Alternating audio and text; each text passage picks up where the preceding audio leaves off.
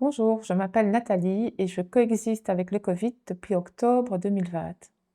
Alors, c'est un exercice difficile de résumer en quelques minutes un parcours de près de 5 ans avec cette pathologie qui est maintenant reconnue comme pathologie chronique. Mes objectifs à travers cette vidéo sont d'apporter mon témoignage, mais aussi des pistes de réflexion et de compréhension par rapport au Covid long. Pour structurer cette vidéo, j'ai choisi quelques mots. Et donc le premier, c'est l'incompréhension. Donc mon incompréhension face à ce qui m'arrivait, puisque je ne comprenais pas les nombreux symptômes, qui sont survenus suite à cette infection au Covid. Et la compréhension aussi du corps médical, puisqu'à cette époque-là, c'était encore très méconnu et donc les premiers médecins que je voyais ne comprenaient pas ce que j'avais. Donc j'ai passé un tas d'examens qui s'avéraient, négatifs, donc j'avais pas de pathologie, ce qui était très bien.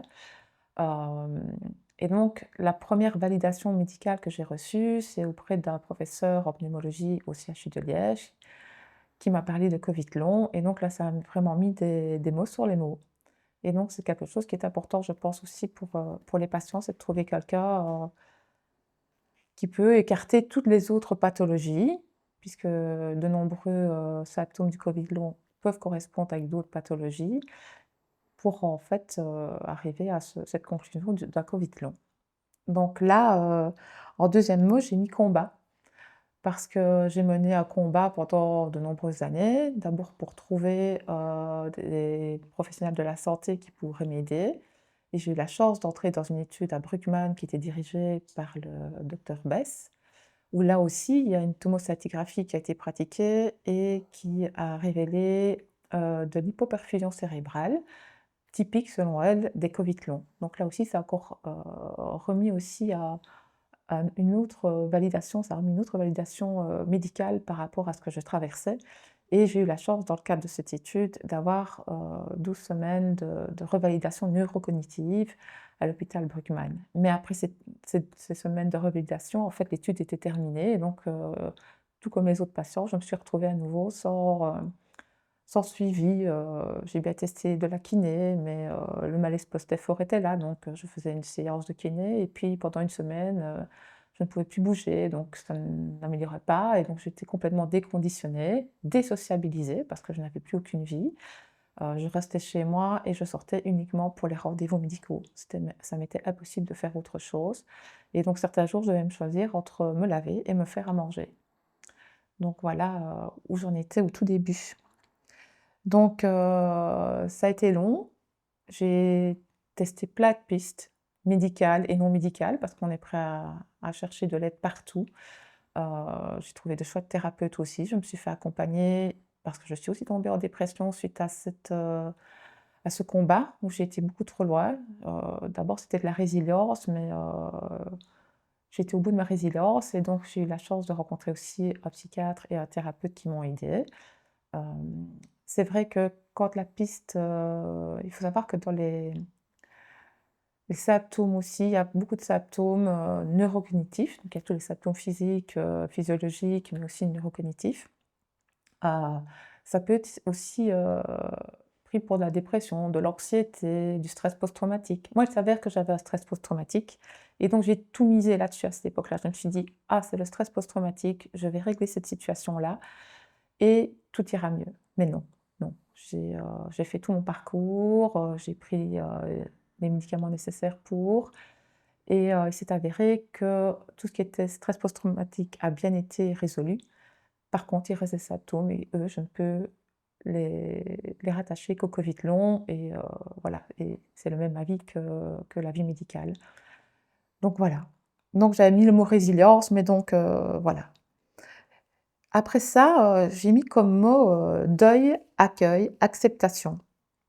Alors, c'est sûr que je ne sais pas, si un jour je guérirai et je redeviendrai celle que j'étais, donc pleine d'énergie avec, plein de projets, une vie à 100 à l'heure, enfin des choses que j'aimais faire, très active en tout cas et toujours, avec des objectifs à court terme, à moyen terme, à long terme. Ici, je ne sais pas comment je serai demain, donc je dois être très prévoyante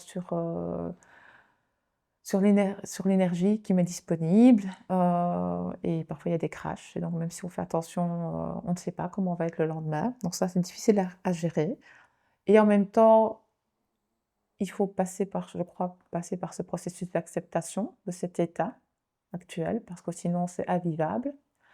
Hem et en même temps, il faut essayer de pas perdre espoir aussi, donc je ne suis pas dans la résignation. Donc c'est trouver le juste équilibre entre faire le deuil de ce qui était, entre accepter ce qui est et à garder de l'espoir pour un avenir meilleur où j'espère retrouver mon plein potentiel. Tout comme les autres patients, j'imagine, et toujours dans l'attente d'un traitement parce qu'évidemment, on teste tous des choses qui nous conviennent, qui sont coûteuses en général, qui ne sont pas prises en charge par l'INAMI, donc ça aussi. Donc pour l'instant, dans ma batterie de petits remèdes, c'est beaucoup sont considérés comme des compléments alimentaires, voilà. Il y a quelques molécules qui sont testées et que j'espère pouvoir tester prochainement, justement pour, les douleurs neuropathiques et pour l'aspect neurocognitif. Mais voilà, c'est toujours en cours. Qu'est-ce que je voulais vous dire d'autre aussi? C'est important de donner du sens, donc d'essayer de rebondir, sur cette pathologie-là, en tout cas d'essayer de trouver des choses positives, de trouver de nouvelles sources de joie à sa vie quotidienne. Je dirais aussi que le soutien de ses proches est essentiel et donc j'aurais pas pu tenir, toutes ces années-là si j'avais pas eu le soutien inconditionnel de mon mari et de mes enfants.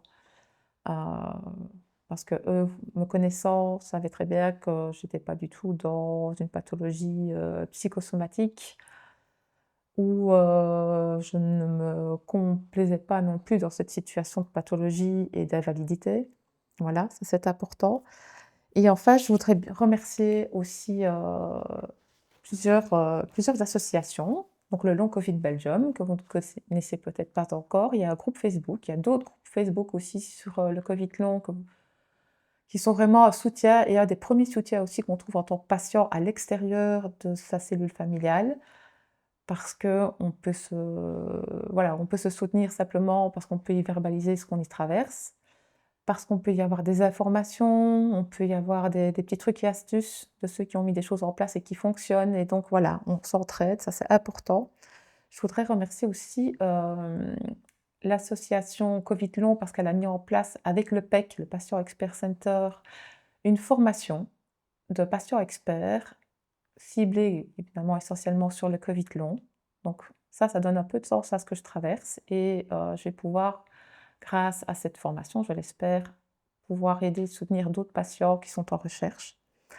Je voudrais aussi remercier l'ARIS, qui est l'Académie du rétablissement et donc l'ARIS propose une formation en pérétence en santé mentale et donc il faut savoir que la santé mentale est difficile à maintenir, un équilibre en santé mentale quand on souffre d'une pathologie chronique, puisqu'on ne sait pas quand on pourra guérir et si on pourra guérir un jour.